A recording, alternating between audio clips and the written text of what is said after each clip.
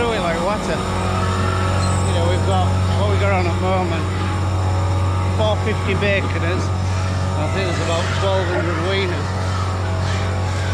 No, that's a lie. About 1,000 wieners. So, but, yeah, we're just using some grub. But yeah, that's a blower wagon. How that works, if you don't know. It's got like a big compressor on board, and it filters the feed into a pipe which is being blown by a massive great hydrobrain compressor, and it travels with the air up into the top of the bin. So yeah, really settled in well. Still a little bit of tail biting, but not major. Starting to dry up.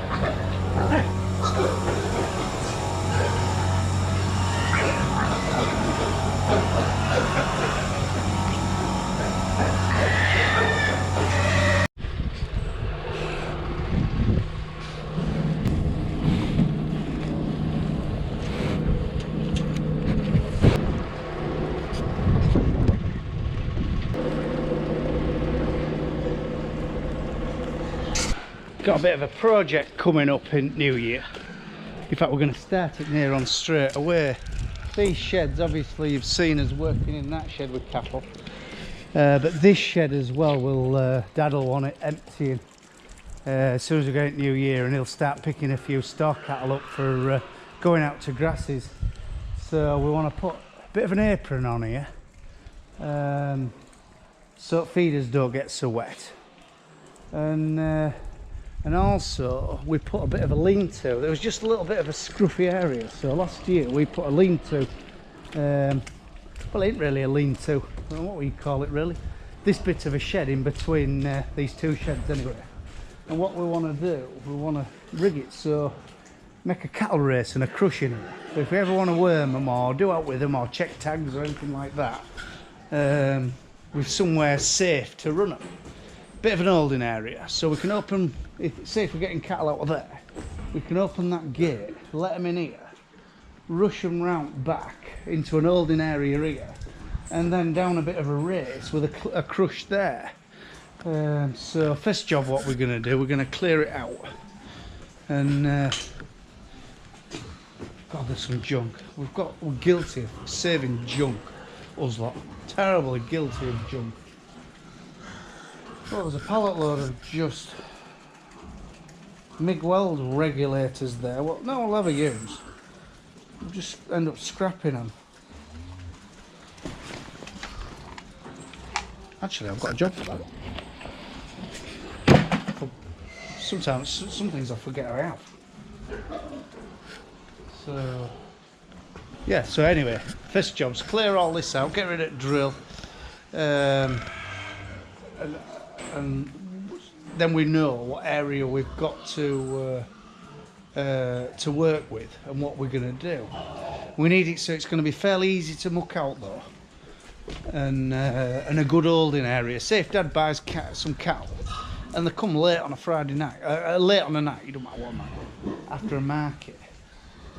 Well, a lot of, I think it's Bakewell. No, not Bakewell. Oh God, he's Labourn on a Friday. I think he buys a few out of Labourn. And run them in an area there, so they don't have to be near any other cattle, and they can be in a holding area here because we always IBR them. You know, the little snort thing up nose, so they don't get that transit fever.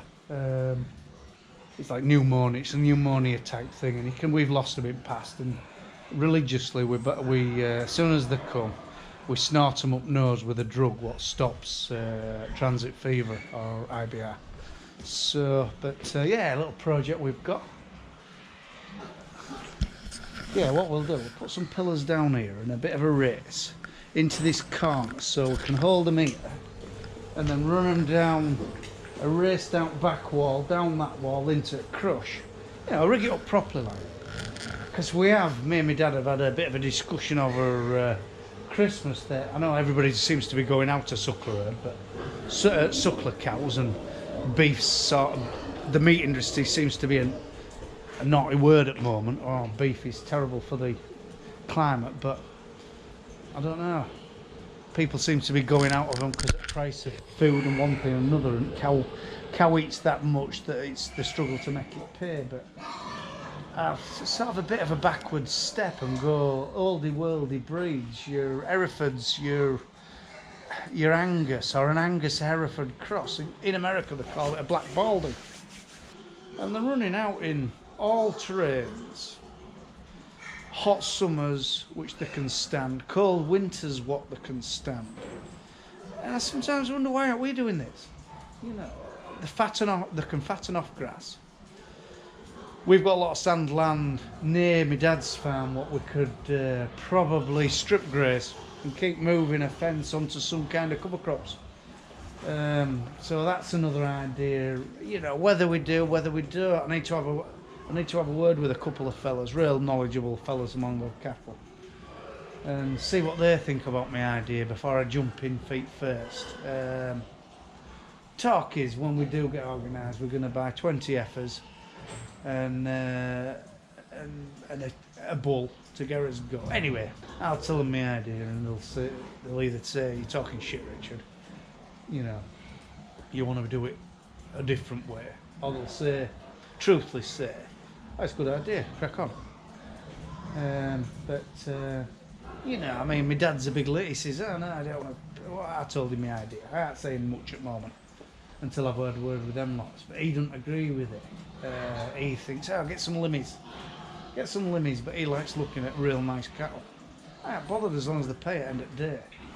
And I'd rather produce a real nice beef, bit of fat on it. I know everybody don't want fat, but the restaurant trade do. They want something really succulent, but I'd like to produce something what would produce a carcass what would weigh 400 kilo. You know, there's that point. I mean, some of the best beef is like your little breeds, but carcass will only weigh about 300 kilo. Well, oh God.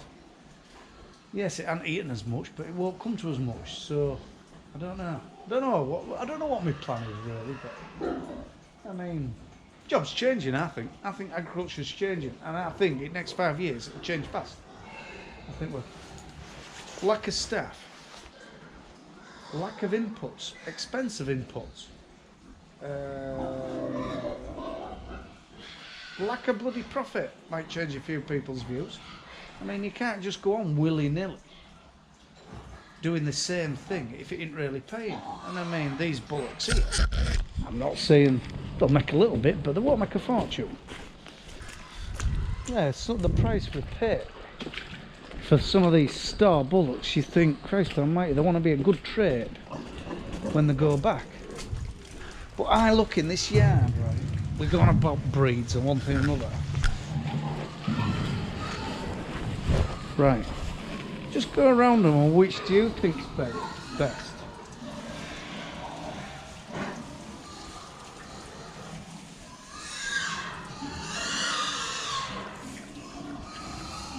I mean, we've got a blue here, we've got a limmy here, we've got a red limb here, blue ink Karma. Then we've got this big fella. I think his breeding will be definitely, could be Hereford on his passport. Whether he's come out of he's a Hereford against some milk herd, I don't know for his size. But he's really doing. I mean, the quality of the beef won't be as good, but he's really filling. And he could have been out on grass another 2 months. I mean, because he's hardy, you see. Hey fella, you're hardy.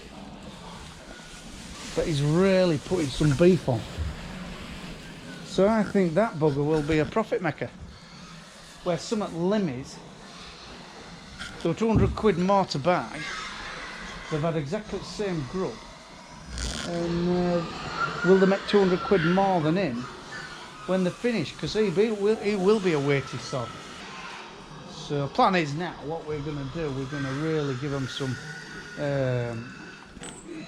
change their ration a little bit. Maybe take a few oats out and put a bit more barley in, because they're sort of 30% oats, 70% barley at the moment with a concentrate. And we'll probably drop oats a little bit, not a lot, because they're doing well. get rid of straw, get rid of silage, stop feeding them silage and give them barley straw for a bit of roughage, and give them as much barley as they can eat now. You know, introduce, as soon as we get into the new year, introduce them on to ad-lib barley and really push them. But no, I'm quite impressed with this big fella. I mean, I think he's hardy enough to be out still. He won't take the fault at all. And docile as well. I mean, he ain't a kicker. You'll go around back of some of these limmies, they'd kick you. And you know, my dad says, "Oh, go for limmies." Well, yeah, it's okay, but a bad limmy cow or a bad limmy bull will kill you. I mean, everyone to their own. They do what they want, but we aren't rigged up to be that, you know, like that. I mean, so I like blues as well. Quite a big fan of blue cow, but.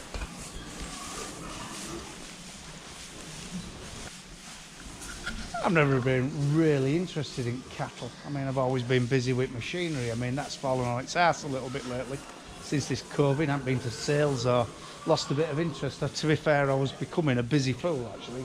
I was spreading myself thin and neglecting farm a bit. So I've sort of come back to base a little bit. And I'm quite interested in these cattle now. But I'd like to go down the bulling herd. But what breeds, I don't know. I haven't made my mind up. I quite like this fellow. He's an Hereford, you know, breeding some of them. Old, traditional, easy to do, easy to carve their souls. Doers, you know, or fatten on grass. People want. There's a bit of a premium for grass-fed beef, isn't there? So, Ollie made these troughs. Couldn't sell them, I don't know why, because they're brilliant. We were asking 700 quid for one, and couldn't make one for now. Well, one for same now. And them bloody round ring feed is what you get from these companies, AIE or whoever. But they're junk, absolute junk, and they aren't cheap. So yeah, we set on Ollie making these troughs, and bloody hell, he made a good job. And they'll last for years. Like, what we'll do when we finish with them, we'll face out all wood, maybe even waste oil it so it really seals itself up, and look after them, like make sure they're always dry, and they should last for donkey's years. Like, just having a walk across this direct drill barley, which I thought was going to be a bit of a disaster, but well, you make your own mind up. I think it looks pretty good. And actually this field can stand a bit of water, and we've had a lot of rain lately, and it's quite low there, and there is a little bit stood, but I think it's let water through a little bit better, as though the structure underneath is better. But yeah, quite pleased, in fact very pleased. A lot of the residue from last year, the barley crop left from last year, was that thick it's actually disappeared. It's sort of died off. But yeah, quite pleased. Whether it's the answer, I mean, harvest will tell that, but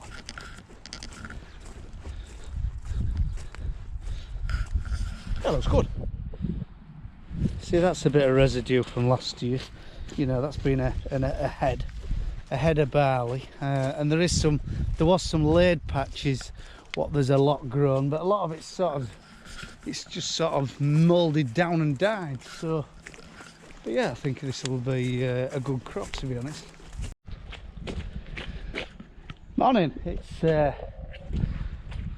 Christ, I don't know what day it is. What day is it? Thursday, is it? Thursday, the 30th of December, and I've tested positive for COVID. But what do you do when you've got stock to feed? I mean, Ollie's coming, he's doing the milling. There's a trail load of corn to mill. And we've decided I'll drive forklift. I'm only one in Manitou at the moment, then we don't spread it that way. But I mean, we've got animals to feed. I mean, my dad's not real well, so he's well, not housebound, but he ain't doing a lot. And my uncle, I mean, them two are 78-year-old, so they aren't doing a lot. So life goes on, but it's a little bit of a worry for next week when everybody gets back to work, because the amount of people we know who have actually tested positive, but they are poorly with it. I mean, no one's really poorly, it's just like a chesty cough. But I don't know what the outcome is really. So But anyway, we're just being careful here. We were supposed to go away today, no? We're supposed to go to, oh, look at that. Jet's photo bombing again. She must like it near that tellywag pole, because she did it once to perform to me. So, yeah, bloody dog. Yeah, I'm open to a bit of advice. If you think my cattle, you know, what breeds of cattle do people want nowadays, but obviously they have to be viable. You know, they have to be viable. I mean, I would like something a little bit better quality meat, maybe a bit smaller, you know, easier to keep, easier to carve. That's why I'm talking like your Hereford Angus, Shorthorn. Well, there's all sorts of British traditional breeds. So I mean, yeah, I'm up to any advice if you want to give it. But yeah. So, I'd just like to wish my daughter a happy birthday for the other day. She was 21, was our Abby on the 28th. So happy birthday, Abby, and rest here. I wish happy New Year, and I hope everything is prosperous in the new year for you. If you like these videos, like and subscribe, and we're going to maybe change the regime a little bit, and maybe change it to, I don't know, Monday, Friday or Tuesday, Friday instead of the Friday, Sunday, because and try and do 2 a week. So of a mixed farm in East Yorkshire, as I keep telling you. So yeah, so happy New Year and bye for now.